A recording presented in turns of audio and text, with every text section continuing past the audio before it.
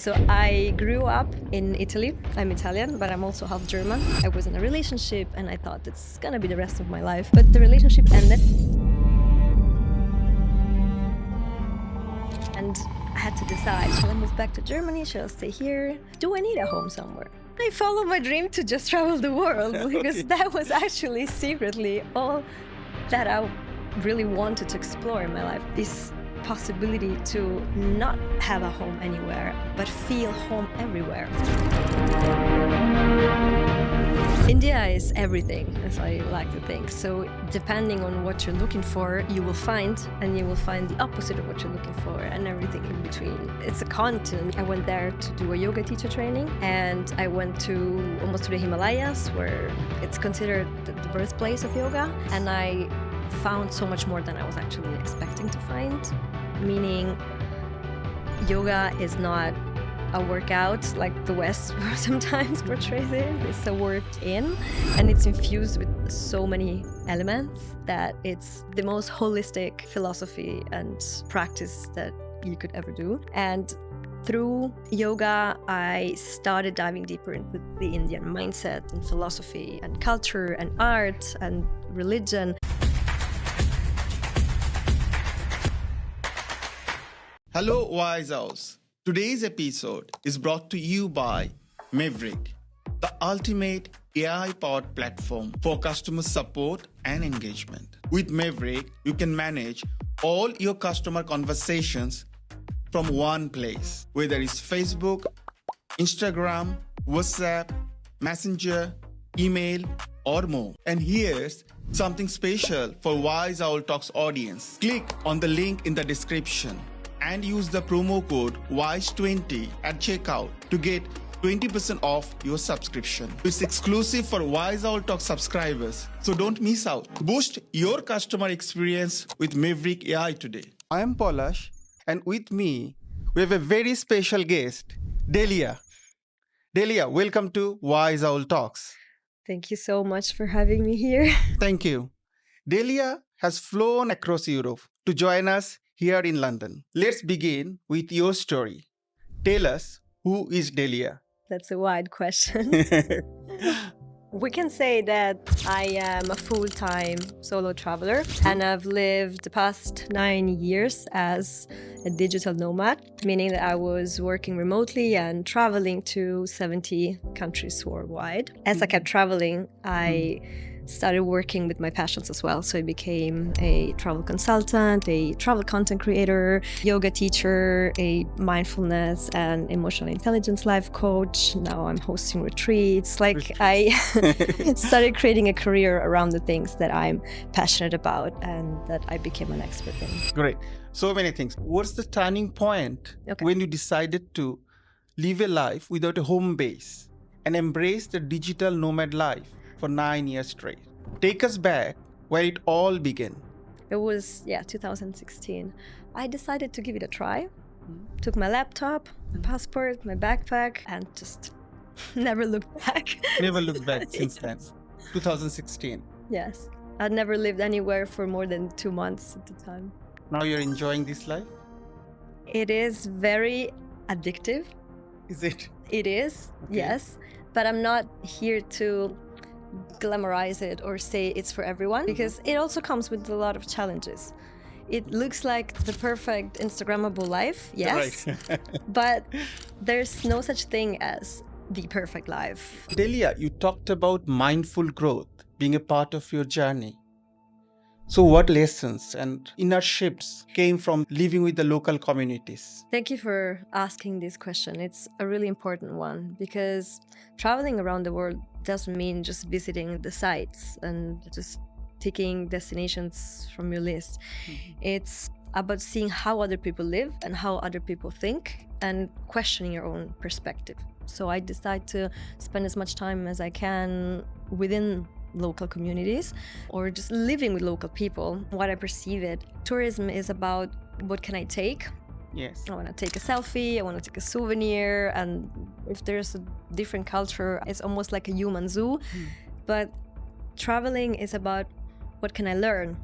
Or actually, what can I give also? And sometimes giving doesn't need to be anything material. It can mean just giving your attention, your genuine interest in a conversation with someone from a different culture. Obviously, understanding or speaking the local language can open so many doors. And yes, for me, it sounds easier because that's what I studied. I grew up bilingual and all the languages, but it's possible for everyone. At least just speak the few initial words like thank you, good morning, to try to integrate in a culture. And yeah, like the challenge now is to learn Hindi because I want to go back to India. So you recently visited India. Yes. So someone seeking India's soul, where should they begin? India changed my life, as I said. I fell in love with many countries, but this is a different level.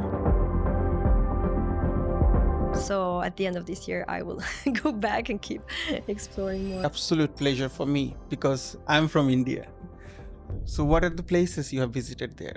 After the yoga teacher training that was in Rishikesh, I went to Delhi and to Agra and then to Davan and Mathura.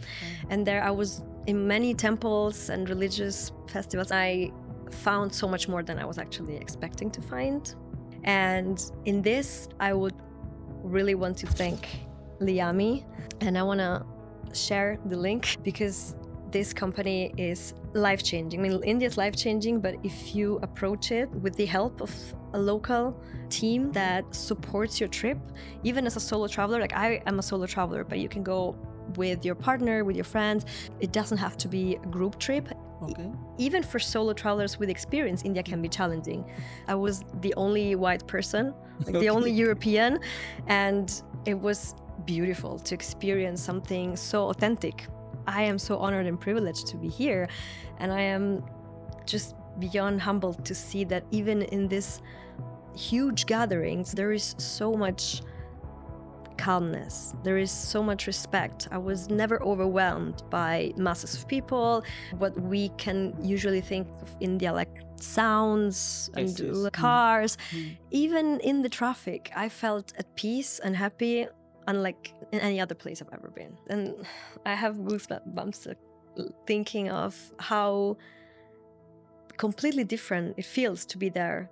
Because when I went back to Europe, I had I had symptoms of like I was missing India too much, so I will go back and explore more.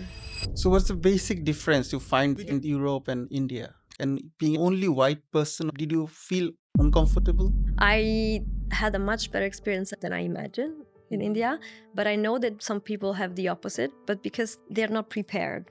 I think it is a trip that you want to prepare. For example, there's different categories of buses, trains, taxis, whatever, and some are really, compared to our standards here, really affordable. But sometimes the backpackers, they want to save as much as possible. Yeah, it's fine. I just want to spend 50 cents instead of $3. But that's going to make huge difference in the quality of your trip. Try to study the situation before so you can avoid the unnecessary discomfort. Avoid the avoidable unsafe situations, right?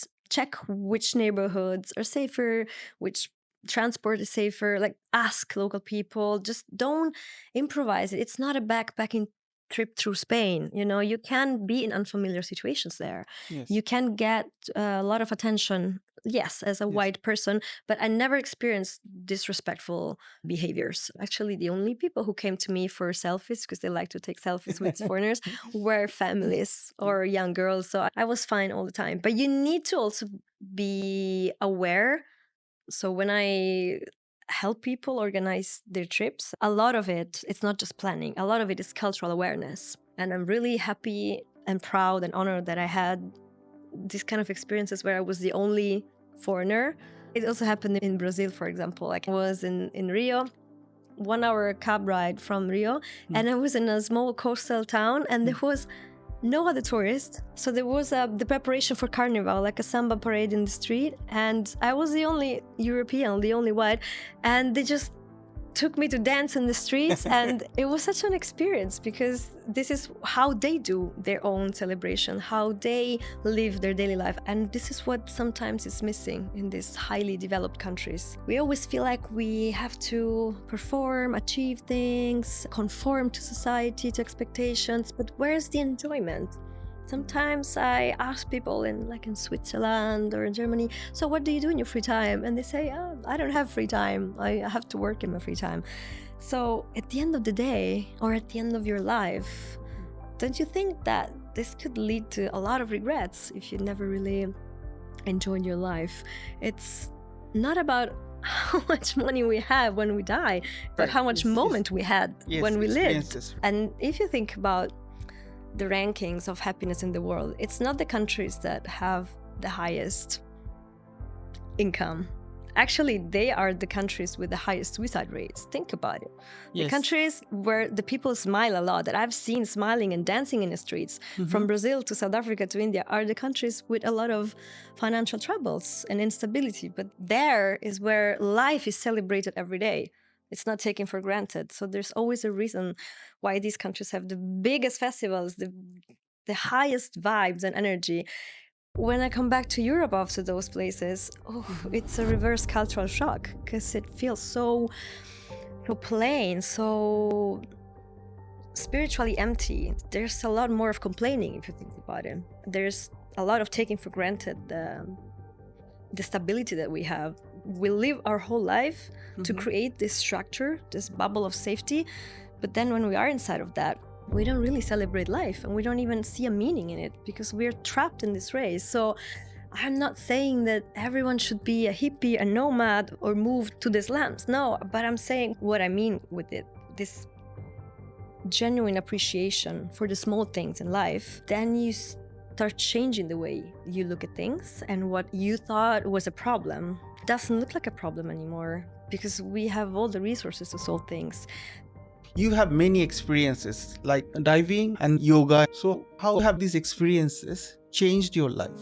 Yeah, it's beautiful that you put them in the same question, because they are very related to each other. It's a big synergy between the freediving and the yoga. They are both based on your connection with your breath and how you, through your breath, calm your mind. They're all related to your nervous system, and I'm really interested in this physiology things and how you can optimize yourself inside out, mostly inside. Like, I'm not like the crazy sporty person, but the yoga, in my opinion, is really strictly related to my sense of calmness and happiness, and freediving is related to exploring the ocean, and what to me is the most fascinating environment in the world.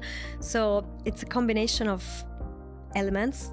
Actually, a lot of freedivers do yoga or are yoga teachers and freediving teachers, because we do the same exercises like the pranayama, the breathing techniques, expanding our lung capacity, calming our mind. It's really fascinating how similar we prepare for both activities and how similar the outcomes are. It's not about putting pressure on ourselves, it's more about surrendering. So if you surrender to the practice of yoga, you see all the hidden benefits. And if you surrender in the water, that's only there that you can get deep. In freediving, the more you relax, the deeper you go. And in yoga, the more you relax, the more you allow your muscles to show you what you're capable of. So in both these cases, you just surrender yourself. Yes, and that is not something easy at first. We need to practice these things to learn. Yoga is such a holistic practice. It's really not about the physical movements. If I teach a class, during my retreats, for example, I want to share the philosophy behind it and the way it is connected to your every activity you do daily, and the mindset behind it, and actually your view of the world becomes different when you start approaching yoga as a philosophy, because it's also for people who are not religious, we can say. You don't have to be Hindu, you don't have to be Buddhist, you can just be a yogi, but that already makes you behave like a religious person, meaning like you become united. Like yoga means union. You become more connected with yourself, your mind and your body, but also with others, and with the idea that all others are connected to each other and to superior consciousness. So automatically it has an impact on who you become as a person. And this is something I want to share, I want to teach, because it's really not about being good at performing splits or poses. It's about becoming that version of ourselves, or realizing that version of ourselves already exists. Okay. And that helps you bring it out. I think it's worth for everyone to give it a try. So yoga is something that already exists in us. I wanted to know the philosophy of yoga, as Yes. you say. So Something it's inside like a us. 3-hour workshop. I spent 1 month there. It's not only physical movement, it's something spiritual. You transform Yes. yourself and transcend yourself to a different level. Yes, yoga is a path to self-realization, and actually it's an 8-fold path. And the asanas, the physical practice, is just one of these 8 limbs of yoga. The rest is spiritual practices. And they say that the physical practice is just a preparation for meditation. It's not even the thing that we call yoga. What we call yoga in Europe is a little part of what yoga is. And I'm so glad that I went to the birthplace of yoga to learn it. So our classes, our day, was not 8 hours of being on the mat. It was studying the philosophy behind it, the mantras, the chanting, why we chant, why it's important for our nervous system regulation to chant the mantras, to meditate, to practice concentration, to practice the yamas and niyamas, our personal code of conduct or social code of conduct. It is such, as I said, such a holistic discipline. I think this is what got a bit lost in the West, and why I would urge everyone who's into yoga to, if not going to India, to at least get more interested in what yoga is beyond the mat. So what would be your advice? Somebody wants to learn yoga or do such practices. My advice is to study it with teachers who have learned in India, or with Indian teachers. The concept behind it, but the most beautiful realization there is the kindness that they showed us, that we learned to show to ourselves, and that everyone was showing each other. The group within that month experienced such a transformation. You could see like hearts opening. So as you do the chest opening practices, you are actually opening your ability to feel and your ability to give and also to receive. We've done a lot of these exercises to just receive positive feedback from others, give feedback to others, understand that we're all connected and we're all giving our best. So is it something you teach during your retreats? Yes, during my sailing retreats, or I will also do other types of retreats, of course. The traditional concept of yoga is very important for me. It's really not just beautiful sunset locations or sunrise on the boat where we do yoga. I want to try and spread this world behind the practice that has changed my life, and I want to see if within a few days it can inspire other people as well. And I combine it with an introduction to the freediving world, and also to all this wide topic of mindfulness in general, and self-awareness, self-acceptance, all things that I struggled with in my personal life at the beginning, and that the techniques that help me feel better in life. Like, ultimately, we're all teachers and students at the same time. I keep studying and trying to improve myself, but what helped me, it's worth to share it with others, so maybe it can help others as well. So that's why I love facilitating these spaces and creating these experiences. Delia, after all your transformation through yoga, how do you define success today? Thank you for connecting the yoga to this question, because like everyone else at the beginning of my life, I thought that success means achieving certain things and creating that structure in life where you have your career and your family and your money. Then I became a nomad, so that shifted, and I thought that success, because I was comparing myself to others, means having a big audience or having a certain amount of money or followers.